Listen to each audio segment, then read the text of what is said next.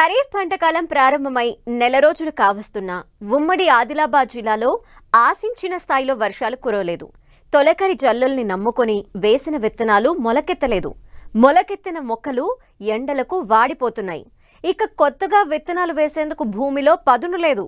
కాగా దుక్కులు సిద్ధం చేసుకున్న రైతులు వర్షం ఎప్పుడు పడుతుందా, విత్తనాలు ఎప్పుడు వేద్దామా అని ఆకాశం వైపు ఆశగా ఎదురు చూస్తున్నారు.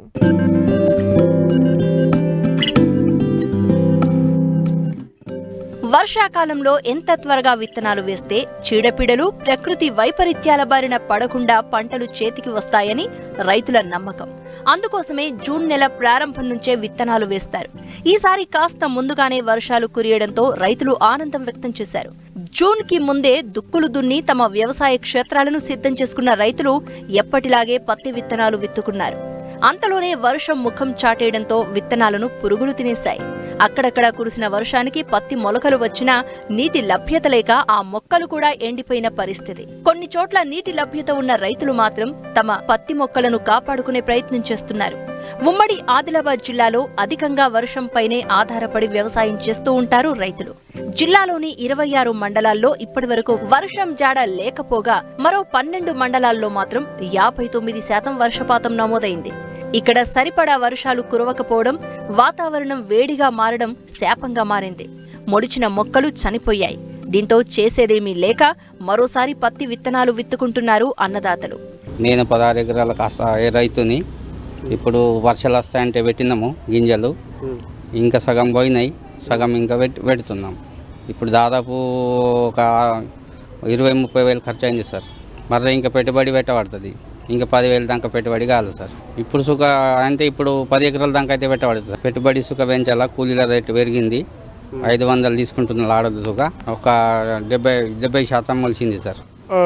వాతావరణ శాఖ వాళ్ళు వర్షాలు పడతాయి, ఇదిగో పడతాయి, అది పడతాయి అడుగు ధనార్దన్ దుబ్బలో పెట్టేయడం జరిగింది. వర్షాలు మామూలుగా జల్లు పడి వెళ్ళిపోవడంతో ఆ జల్లు పడతో మొత్తం గింజలు పత్తి విత్తనాలు చాలా దాదాపు 50% వరకు చెడిపోవడం జరిగింది. రైతులు ఇప్పటికే అనేక ఇబ్బందులు ఉన్నప్పుడు పరిస్థితి.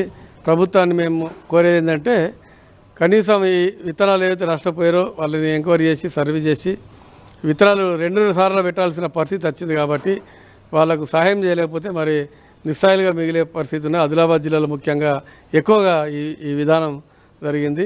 ఈ ఆదిలాబాద్ జిల్లాలో దాదాపు 50% వరకు పత్తి విత్తనాలు నష్టపోయినా వాళ్ళకి ప్రభుత్వం ఆదుకోవాలని చెప్పేసి మేము రైతు సంఘంగా రైతు నాయకులుగా మేము డిమాండ్ చేస్తున్నాం. తప్పకుండా ఇది చేయాలని చెప్పేసి మేము మనవి చేస్తాం.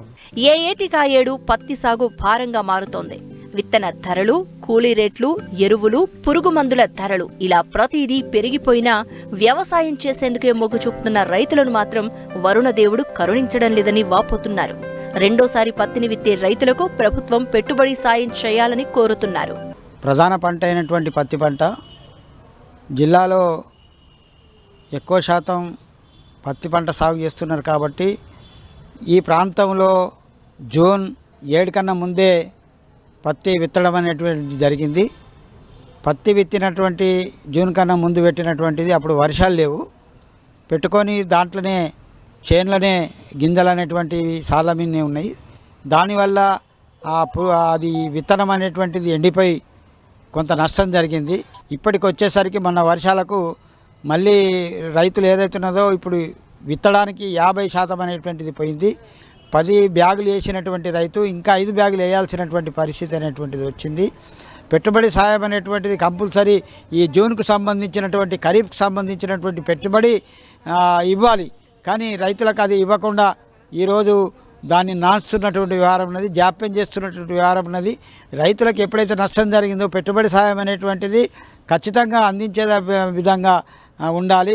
అందుకని ఈ వర్షాలు పడుతున్న సందర్భంలో ఖచ్చితంగా విత్తనాలు కూడా రైతాంగానికి అందితే ఖచ్చితంగా ఇప్పుడు పెట్టుకోవడానికి అవకాశం ఉంటుంది.